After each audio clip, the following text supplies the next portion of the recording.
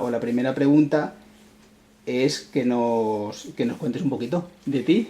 Bueno, hombre, ya sabes que soy Isabel Mariscal, que soy religiosa, mejor dicho, yo digo misionera, porque ahí está todo junto. Y soy de la congregación, pues mira, de esta fotografía que ves aquí, de las misioneras cruzadas de la iglesia. Ella es Madre Nazaria, la fundadora. Y yo entré en la congregación en el año 91, 1891. Y bueno, pues fíjate tú ya, claro, tengo 86 años en este momento, he estado ya, hice yo mis bodas de oro en la congregación y pasé una primera etapa, pues bueno, en mi formación y luego enseguida ya me mandaron para, en cuanto hice los votos perpetuos, que es a los 6 años, me mandaron para América Latina. Mientras tanto yo estuve en España y bueno, pues fui maestra de postulantes, después estuve de provincial, luego ya cuando fui a América y volví, pues ya fui consejera general, estuve de maestra de novicias, esto dentro de la congregación. ¿Y quién he sido yo antes?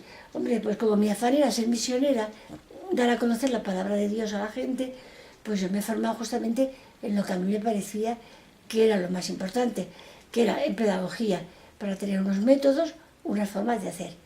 En teología, pero la teología que a mí me va es la bíblica, teología bíblica para poder partir de lo que es la palabra de Jesús y desde ahí darle a conocer. Luego he hecho pues, cursillos y cosas de esas para perfeccionarte un poco más y poder llegar un poco más a la gente. Claro, me hice después, para conocerme más a mí misma, pues terapeuta conmigo y para poder ser terapeuta de los demás, hice mi especialidad en psicología terapéutica. Y después, pues, según ha ido surgiendo, porque claro, llego a América Latina, pues allí, ¿qué es lo que hace falta? Pues hace falta dar clases, hace falta pues una escuela de catequistas, que allí no había, por ejemplo, y la tuve que fundar, pero que hace falta un secretariado de catequesis para que la gente conozca y sepa, pues también hubo que fundarlo. Yo fui con un grupo de hermanas, de 7 hermanas, bueno, una anécdota, nos fuimos hasta debiendo la mitad del billete a América, pero ahí empezamos a funcionar. En América Latina fui a Colombia, la fundación es en Colombia concretamente, empezamos pues no teniendo nada más que en la cama, donde dormir, no teníamos más, hasta que poco a poco nos fueron conociendo religiosas, nos fueron conociendo personas de allí, que hicieron amistad, y cada vez que salíamos a dar una clase o a estar con la gente en hacer algo, cuando volvíamos nos encontrábamos que nos habían puesto unas sillas, que nos habían puesto una mesa, que nos habían puesto la cocina. Bueno, así pusimos la casita con las cosas que la gente nos fue llevando. Fue una fundación bonita, nos costó, al principio no teníamos nada, nos ayudó mucho Cáritas, pues se nos daba el pan, los panecitos que había entonces, nos daba el queso, la leche, y ahí, pero ¿por qué? Porque allí el trabajo de las religiosas no se paga. Ahí se piensa que la religiosa está por amor de Dios y no se le paga nada. Entonces no saben, no sé de qué pensarán que se come, pero la verdad es que ya nos tuvimos que poner a trabajar en cosas que nos las pagasen. Por ejemplo, otra hermana que también era maestra y yo, pues cogimos clases en la normal de magisterio y allí dábamos clases a los maestros, al mismo tiempo que los formábamos, pues recibíamos un dinerito que nos venía muy bien para la congregación. Pues gracias a esto yo me recorrí pues mucha parte de Colombia porque me llevaron mucho a formar profesores a distintos sitios, a la selva, a rincones como muy escondidos, y conocí bastante Colombia, conocí bastante la gente y conocí bastante la situación de los nativos, que es por donde nos llevaban. Pues después, ¿qué más cosas? Pues ya como te van conociendo, te van llamando. Que si dices esta charla, que si dices otra charla. Pero así hasta que pasan 6 años. Y yo realmente he querido muchísimo a Colombia porque lo pasamos mal al principio, después la gente nos conoció, entraron bastantes novicias, bastante gente joven nueva, se formó postulantado, noviciado, tuvieron que mandar de España una novicia para que aprendiesen lo que era ser novicia, y bueno, fue una época bonita y de mucha compensación para mí interiormente, y creo que para todas. Luego volví a España porque era capítulo general y tuve que estar aquí, Y ya, por razón de la salud de mi madre, me tuve que quedar en España, pero como yo Sudamérica se me había quedado prendida en el corazón, pues quería seguir trabajando con gente de América Latina. Y me busqué una ONG donde se trabajaba con gente de América Latina y justamente era APLA.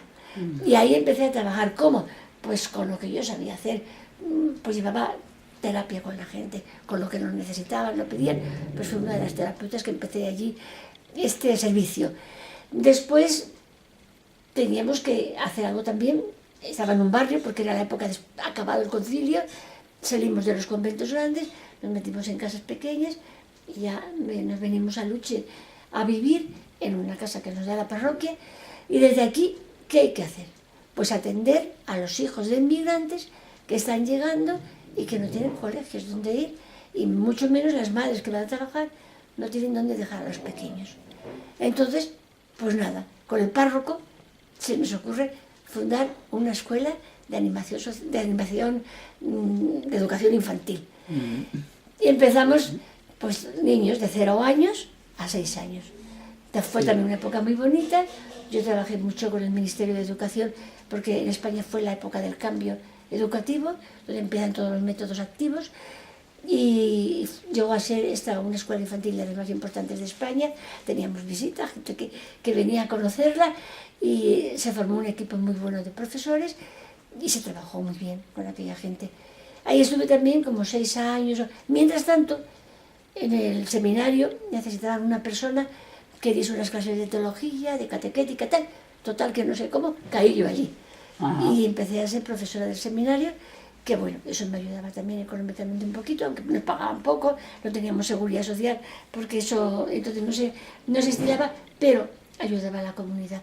Y por el día hacía la escuela infantil, por la noche, porque eran clases nocturnas, de 7 de la tarde a 9 de la noche, daba las clases en el seminario, y empecé ahí también con formación de profesores de religión y de catequetas. Empezamos la formación de catequetas.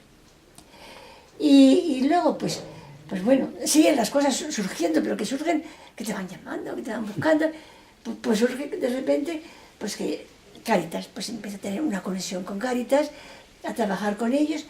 Mira, Isabel, que queremos empezar una escuela de animación sociocultural, porque está de moda, porque te están buscando gente que anime en los barrios pobres, y yo por eso de ser barrios pobres, dije, pues sí. Y entonces me metí y fundé la Escuela de Animación Sociocultural de Cáritas de Madrid, y estuve 5 o 6 años siendo directora. También se formó un equipo muy majo, gente que me ayudó muchísimo en todo, y juntos hicimos la escuela. Y sigue funcionando. O sea, que hasta yo me marché y dejaron después más gente, sigue funcionando. Entre medias de la escuela, hay saber que por qué no nos ayudas en la Casa del SIDA. Bueno, pues que surge la Casa del SIDA, empiezo, justo me encantaba, porque son pobres, porque es de lo último, porque es la época que se tiene mucho miedo al SIDA en España, porque que te crees que con solo tocarlo se te va a contagiar la enfermedad. Pues bueno, me formo un poquito, nos forman un poco, y empiezo a trabajar allí. Y la verdad te digo, si una época feliz fue Colombia, otra época feliz fue la Casa del SIDA, porque era de chicos y de chicas, era de gente que venía de hogares destrozados, o de gente que les habían echado de la casa, uno porque era homosexual, otra porque había salido prostituta. Bueno, por cosas de este tipo, los padres no querían nada con ellos, estaban en la calle. Los recogíamos de la calle, claro, se iban a acostar, no sabían ni de vestirse, se acostaban vestidos, y decíamos, tienen la psicología del banco. Mira cómo dormían en los bancos, tal como estaban, pues se acostaban en la cama tal como estaban. Hubo que enseñarles a todo. Pero es igual, es muy agradable porque ellos han sentido queridos, y entonces era la época que morían muchos, cada mes teníamos 3 o 4 muertes, algo muy doloroso, muy fuerte, pero de verles morir felices, de ver que morían sintiéndose que habían vuelto a casa, que estaban en la casa, eso para mí era lo más agradable. Ahí yo aprendí mucho, pues, de esta parte de energías, de cómo comunicarte con ellos cuando están moribundos y no pueden hablar, cuando te piden ayuda, te la están pidiendo a lo mejor con los ojos, con la mirada, cómo desde el tacto les estás dando aquello que te piden y aquello que necesitan. Otra época bonita, muy bonita, la Casa del SIDA. Después de ahí, pues ya se les ocurre, entre Cáritas y mi congregación, que los dos tienen la culpa, pero bueno, que vaya a una casa que se ha fundado nueva en Aravaca, que es para familias monoparentales. Y ahí hay de todo tipo. Entonces ahí es otra apertura. Y ahí es otro conocimiento para mí. Porque ahí hay árabes, hay judíos, hay católicos, hay protestantes, hay de todas las religiones. Y eso fue muy bonito porque supimos darle una formación a la gente de apertura y de aceptación de todos a todos. Y que te aceptabas y ya llegamos a celebrar la fiesta de todos. Llegaba Navidad, celebrábamos la fiesta nuestra. Llegaba el Día del Cordero, celebrábamos la fiesta de los parroquíes. Y así fuimos celebrando de tal manera que ya inventamos hasta una invitación con los símbolos de cada una de nuestras religiones y con esa invitábamos a cada fiesta que había. Y fue muy bonita. Teníamos Eucaristía los domingos para los que eran cristianos, algunos que venían de Sudamérica, que querían hacer la primera comunión, niños y hasta mayores, porque no les había dado tiempo, aunque ellos son como muy cristianos. Pues se hacía la preparación, pero la iglesia, la capilla, estaba abierta, de tal manera que como había muchos chicos y adolescentes y chicos pequeños, en cuanto oían cantar, iban a ver qué cantaban. Y entonces ya dijimos, pues se ensaya media hora antes de las misas. Y a eso, que fuese el que quisiese. Y ahí se presentaban todos los chiquillos de la casa a aprenderse los cantos, porque les gustaba. Y entonces ya llegaron a quedarse la primera parte de la misa. Pues decíamos, bueno, pues como antes, que se queden en la primera parte cuando empieza el Evangelio, pues que se marchen y nos dejen a los cristianos.